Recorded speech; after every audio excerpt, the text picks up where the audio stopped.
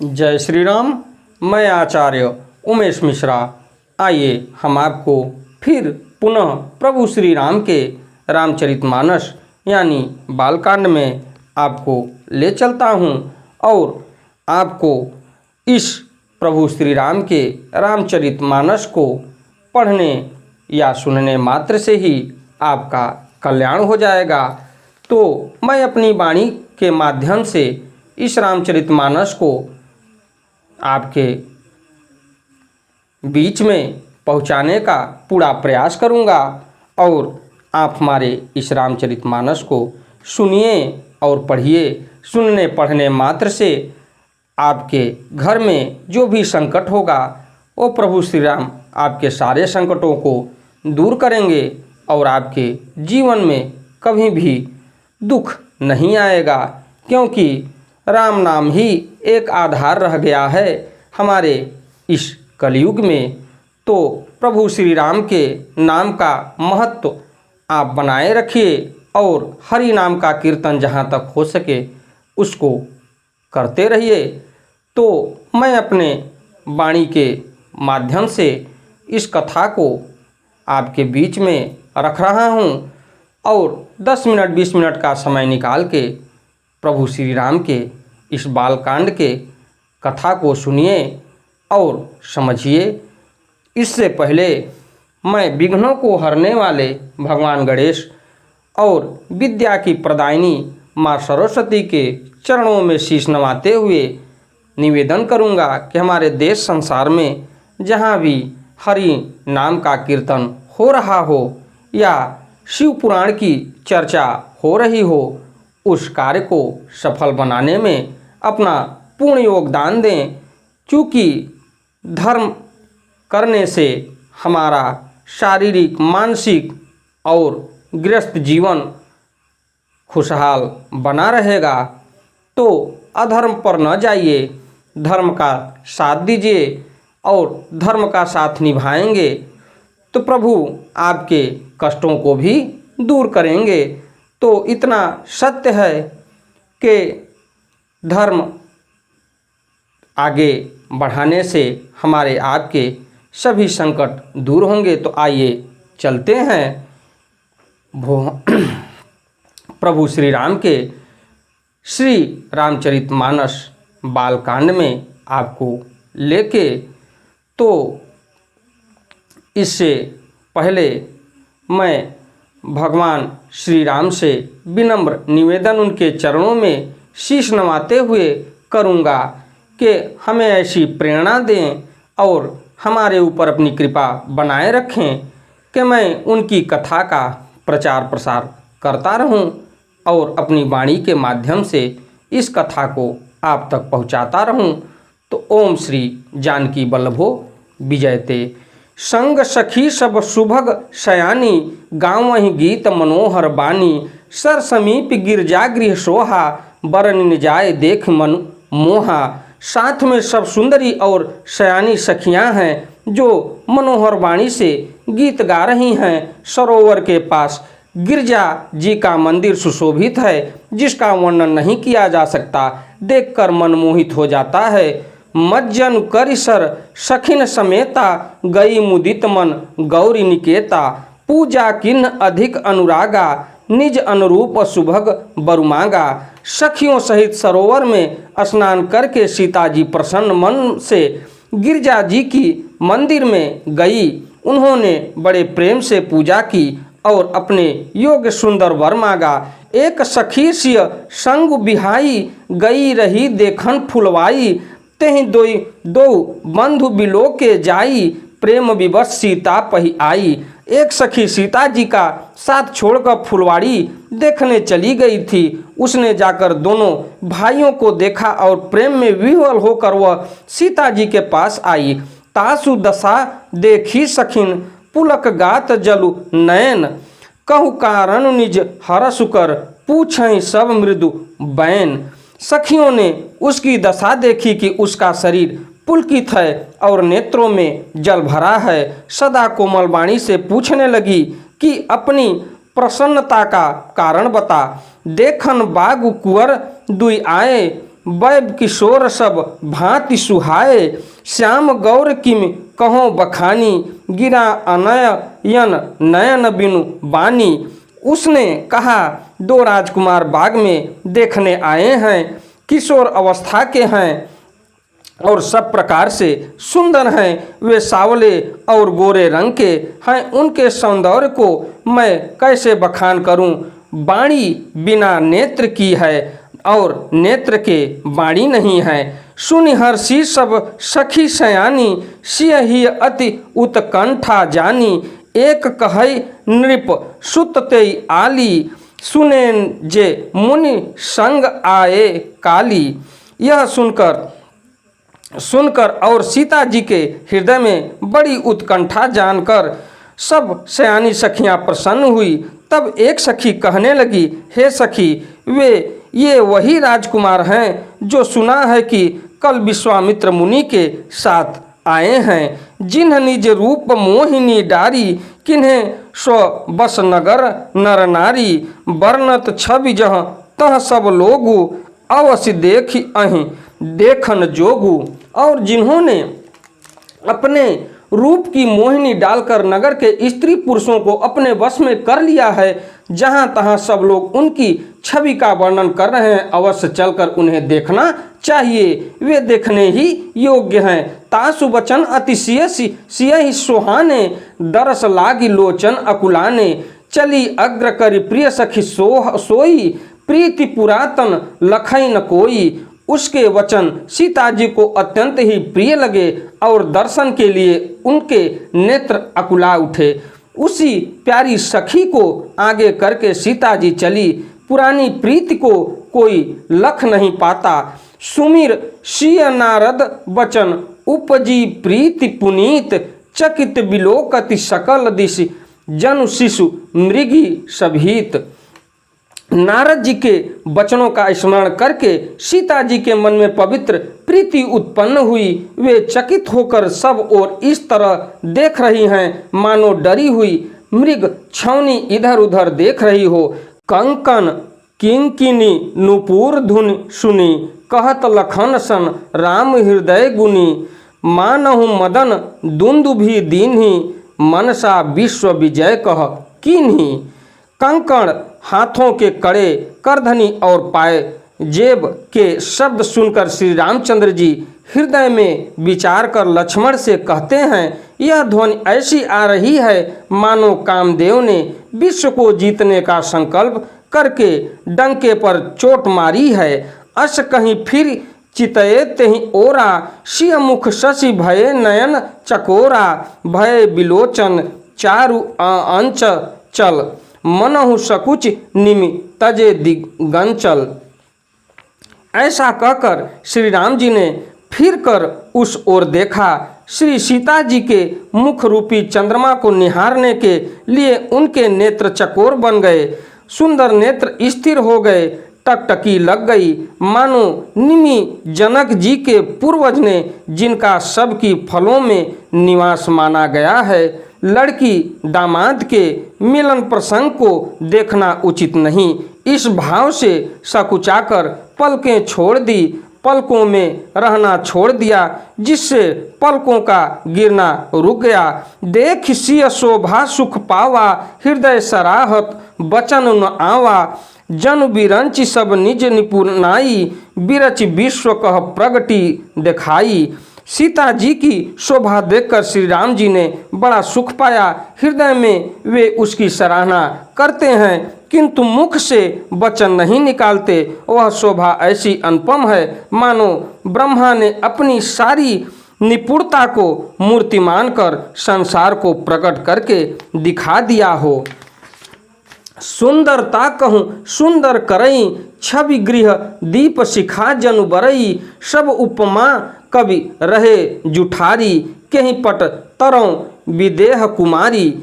वह सीता जी की शोभा सुंदरता को भी सुंदर करने वाली है। वह ऐसी मालूम होती है मानो सुंदरता रूपी घर में दीपक की लौ जल रही हो। अब तक सुंदरता रूपी भवन में अंधेरा था, वह भवन मानो सीता जी की सुंदरता रूपी दीप शिखा को पाकर जगमगा उठा है, पहले से भी अधिक सुंदर हो गया है। सारी उपमाओं को तो कवियों ने जूठा कर रखा है। मैं जनक नंदिनी श्री सीता जी की किससे उपमा दूं? सिय शोभाह्य वरन प्रभु आपन दास दशा विचार, बोले सुचिमन अनुजसन वचन समय अनुहारी। इस प्रकार हृदय में सीता जी की शोभा का वर्णन करके और अपनी दशा को विचार कर प्रभु श्री रामचंद्र जी पवित्र मन से अपने छोटे भाई लक्ष्मण से समयानुकूल वचन बोले। तात जनक तनया यह सोई, धनुष यज्ञ जहि कारण होई, पूजन गौरी सखी लय आई, करत प्रकाश फिरई फूल वाई। हे तात, यह वही जनक जी की कन्या है जिसके लिए धनुष यज्ञ हो रहा है। सखियां इसे गौरी पूजन के लिए ले आई हैं। यह फुलवाड़ी में प्रकाश करती हुई फिर रही हैं। जास बिलो की अलौकिक शोभा, सहज पुनीत मोर मनु क्षोभा, सो सब कारण जान विधाता, फर कहीं सुभद अंग सुन भ्राता। जिसकी अलौकिक सुंदरता देखकर स्वभाव से ही पवित्र मेरा मन क्षुब्ध हो गया है, वह सब कारण अथवा उसका सब कारण तो विधाता जाने। किंतु हे भाई सुनो, मेरे मंगलदायक दाहिने अंग फड़क रहे हैं। रघुवन सिंह कर सहज स्वभाव, मन कुपंथ पगु धरै न काऊ, मोहि अतिशय प्रीति मन केरी, जहि सपने पर नारी न हेरी। रघुवंशियों का यह सहज जन्मगत स्वभाव है कि उनका मन कभी कुमार्ग पर पैर नहीं रखता। मुझे तो अपने मन का अत्यंत ही विश्वास है कि जिसने जागृत की कौन है कहाँ है, स्वप्रेम भी पराई स्त्री पर दृष्टि नहीं डाली। जिनके लहै न रिपु रन पीठी, नहीं पावै पर तिय मनु ढीठी। मंगन लहै न जिन्ह कै नाही, ते नरबर थोरे जगमाही। रण में शत्रु जिनकी पीठ नहीं देख पाते, अर्थात जो लड़ाई के मैदान से भागते नहीं, पराई स्त्रियां जिनके मन और दृष्टि को नहीं खींच पाती, और भिखारी जिनके यश से नहीं पाते हैं, खाली हाथ नहीं लौटते, ऐसे श्रेष्ठ पुरुष संसार में थोड़े हैं।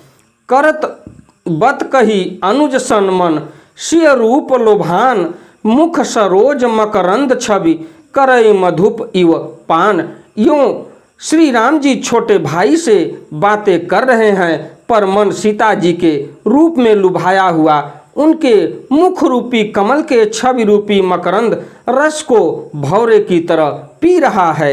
चितवत चकित चहूँ दिश सीता, कह गए नृप किशोर मनु चिंता, जहाँ बिलोक मृग सावक नैनी, जनु तह बरिस कमल सित श्रेणी। सीता जी की चकित होकर चारों ओर देख रही हैं। मन इस बात की चिंता कर रहा है कि राजकुमार कहाँ चले गए। बाल मृग नैनी मृग के छौने की सी आँख वाली सीता जी जहाँ दृष्टि डालती हैं, वहाँ मानो श्वेत कमलों की कतार बरस जाती है। लता ओट तब सखिन लखाए, श्यामल गौर किशोर सुहाए, देख रूप लोचन ललचाने, हर से जनु निज निधि पहचाने। तब सखियों ने लता की ओट में सुंदर श्याम और गौर कुमार को दिखलाया। उनके रूप को देखकर नेत्र ललचा उठे। वे ऐसी प्रसन्न हुई मानो उन्होंने अपना खजाना पहचान लिया।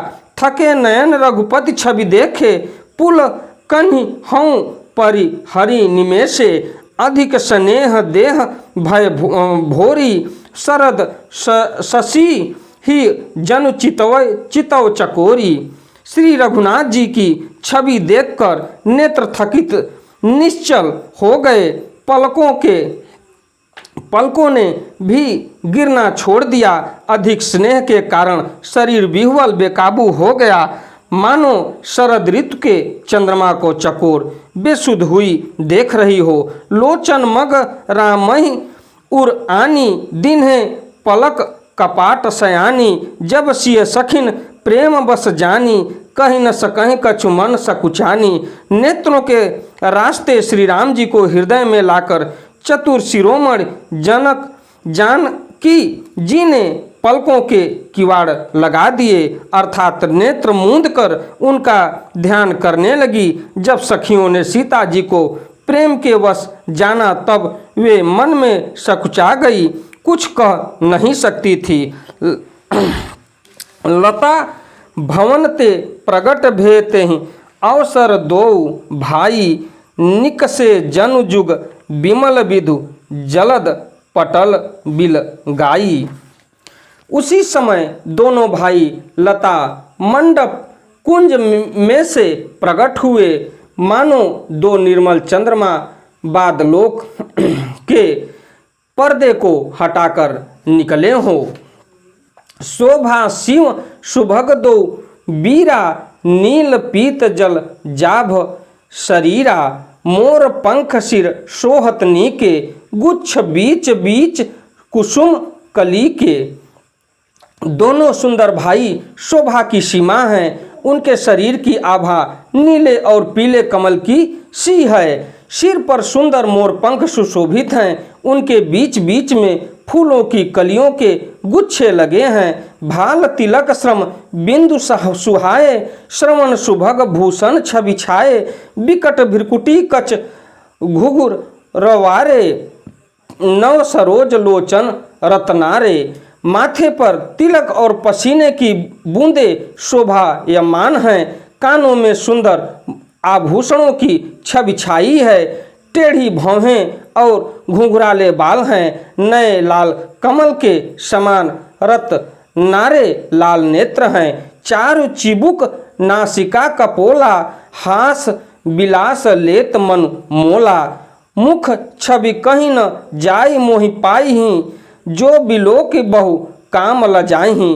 ठोड़ी नाक और गाल बड़े सुंदर हैं और हंसी की शोभा मन को मोल लिए लेती है। मुख की छवि तो मुझसे कही ही नहीं जाती, जिसे देखकर बहुत से कामदेव लजा जाते हैं। उर्मणिमाल कंब कल गीवा, काम कलभ कर भुजबल शिवा, शिवा सुमन समेत बाम कर दोना, सांवर कुंवर सखी सुठ लोना। वक्ष स्थल पर मणियों की माला है। शंख के सदृश सुंदर गला है। कामदेव के हाथी के बच्चे की सूंड के समान उतार चढ़ाव वाली एवं कोमल भुजाएं हैं, जो बल की सीमा है। जिसके बाएं हाथ में फूलों सहित दोना है। हे सखी, वह सांवला कुंवर तो बहुत ही सलोना है। केहरी कटिपट पीतधर, सुषमाशील निधान, देखी भानुकुल भूष नहीं, बिसरा सखिन अपान। सिंह की सी पतली लचीली कमर वाले पीतांबर धारण किए हुए शोभा और शील के भंडार सूर्य कुल के भूषण श्री रामचंद्र जी को देखकर सखियां अपने आप को भूल गई। धर धीरज एक आली सयानी, सीता सन बोली गही पानी, बहुरी गौरी कर ध्यान करेहू, भूप किशोर देख किन लेहू। एक चतुर सखी धीरज धरकर हाथ पकड़कर सीता जी से बोली, गिरजा जी का ध्यान फिर कर लेना, इस समय राजकुमार को क्यों नहीं देख लेती। सकुच सिय तब नयन उघारे, सन्मुख दो रघु सिंध निहारे। नख सिख देखी राम कै शोभा, सुमिर पिता पुन मनु अति क्षोभा। तब सीता जी ने सकुचाकर नेत्र खोले और रघुकुल के दोनों सिंहों को अपने सामने खड़े देखा। नख से शिखा तक श्री राम जी की शोभा देखकर और फिर पिता का प्रण याद करके उनका मन बहुत क्षुब्ध हो गया। पर बस सखिन लखी जब सीता, भयो गहरु सब कहीं सभीता। पुण्य आयुब यही बेरियां काली, अस कहीं मन बिहसी एक आली। जब सखियों ने सीता जी को परवश प्रेम के वश देखा तब सब भयभीत होकर कहने लगी, बड़ी देर हो गई, अब चलना चाहिए, कल इसी समय फिर आएंगी। ऐसा कहकर एक सखी मन में हंसी। गूढ़ गिरा सुन सिय सकुचानी, भयो विलंब मातु भय मानी। धरि बड़ी धीर राम उर आने, फिर अपन अपन पौ पितु बस जाने। सखी की यह रहस्य भरी वाणी सुनकर सीता जी सकुचा गई। देर हो गई जान उन्हें माता का भय लगा। बहुत धीरज धरकर वे श्री राम जी को हृदय में ले आई और उनका ध्यान करती हुई अपने को पिता के अधीन जानकर लौट चली। देखन मिस मृग बिहग तरु, फिरई बहोरी बहोरी। निरख निरख रघुबीर छवि, बाढ़ई प्रीति न थोरी। मृग पक्षी और वृक्षों को देखने के बहाने सीता जी बार बार घूम जाती हैं और श्री राम जी की छवि देख देख कर उनका प्रेम कम नहीं बढ़ रहा है, अर्थात बहुत ही बढ़ता जा रहा है। जान कठिन शिव चाप विसूरति, चली राखी उर श्यामल मूरति। प्रभु जब जात जान की जानी, सुख स्नेह शोभा गुण खानी। शिव जी के धनुष को कठोर जानकर वे विसूरती मन में विलाप करती हुई हृदय में श्री राम जी की सावली मूर्ति को रख कर चली। शिव जी के धनुष की कठोरता का स्मरण आने से उन्हें चिंता होती थी कि ये सुकुमार रघुनाथ जी उसे कैसे तोड़ेंगे। पिता के प्रण की स्मृति से उनके हृदय में क्षोभ था ही, इसलिए मन में विलाप करने लगी।